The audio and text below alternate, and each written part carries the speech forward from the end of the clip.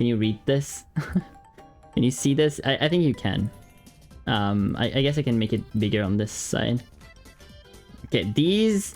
wait, a bit smaller. Here. These are the changes. Passive base damage goes from 35 to 180 to 35 to 230. And our explosion base damage goes up as well. Not on level 6, but on subsequent levels. The R buffs are good. They're just more damage. They're...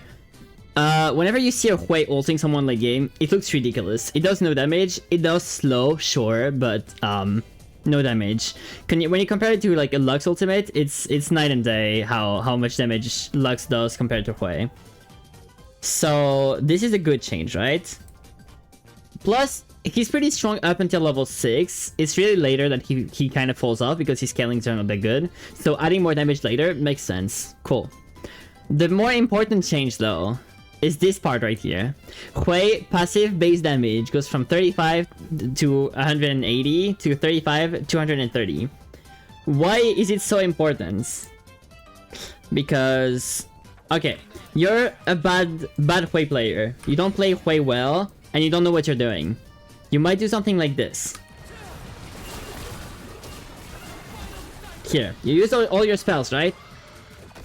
And you did like decent damage, 270 and 52. But... fuck, I gotta...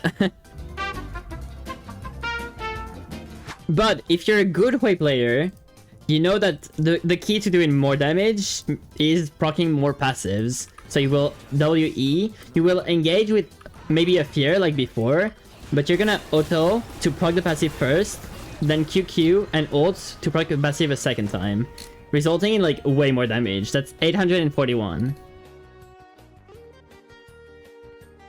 And that's on level 6. Like the higher you go, the more the difference is gonna come through with the new buffs, right? Because you're proccing the passive 2 times, you have to proc the passive with each of your ability once.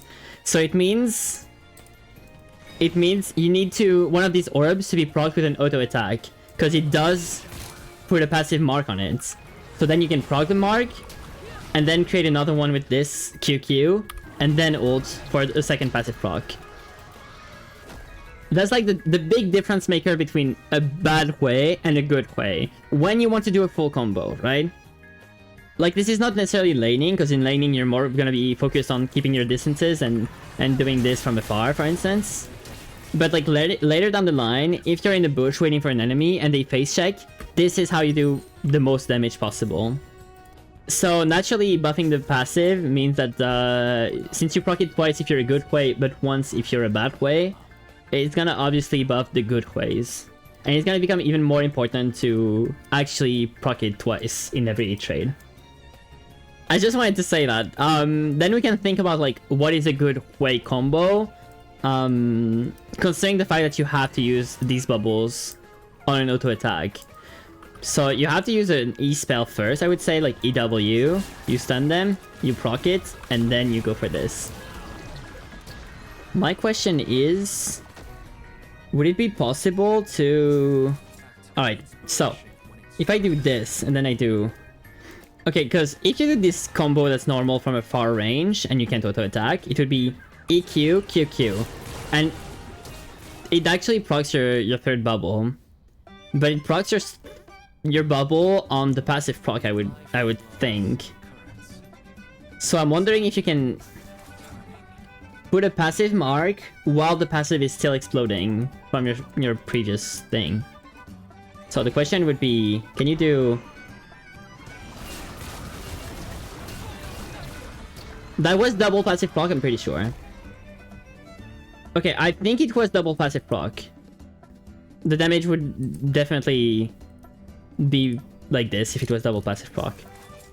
So if you EQ, QQ, you have the time to put an auto attack in between before the passive explodes and takes the third bubble away from you. So you have to do E, Q, QQ, auto, ult. There, yeah. It's 2 passive proc, I'm pretty sure. You have to do it really quick though, because obviously you have to do it before the first passive proc happens. So it's a really strict timing, and you have to be in range to auto attack. But it's really important if you want to do the most amount of damage possible. And then you also have like different combos. You don't need to do that. You could do this, this, this, this. That also works. You can mix and match, right? You could even... Okay, this one might be a bit crazy, but you could do ult into auto attack, EE, QW, and wait for the QW to proc at the end of the ults. Or like alternatively, if you don't wanna, or if you're not in range, for instance, something like this, you can maybe do this and do this, and as you walk up, you proc your bubbles. You don't proc your bubbles first because that gives you time to get closer and do the auto attack. But yeah, do not proc your bubbles from afar if you're gonna throw your spells like this, because then by the time you reach him and you auto attack, you're not gonna put the passive on. If you do it right away but you're already in range, you can do this. And look, they still have a passive, so you can proc it. That almost makes me wonder, do you think... Okay, hear me out. Because you have to do an auto attack to be doing optimal damage, what about Lishbane? Would it proc on this? Oh, it actually procs on just EW. WE. That's good to know.